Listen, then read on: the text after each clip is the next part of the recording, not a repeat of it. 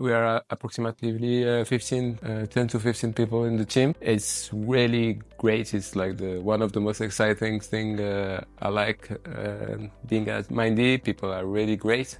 They are very smart people, and it empowers me a lot. I learn a lot from them. I think that's the way we should work, like always learning from the others.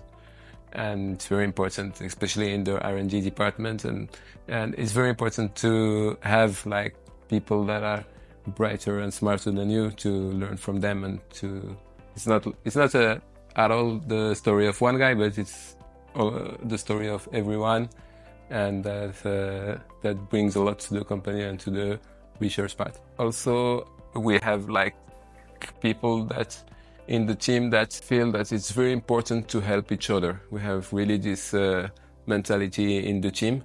So if someone lacks some understanding about something, everyone will come to help him and make sure that he will grow as a team, and we will all grow as a team, and not like individuals, but really as a team. And that helps a lot.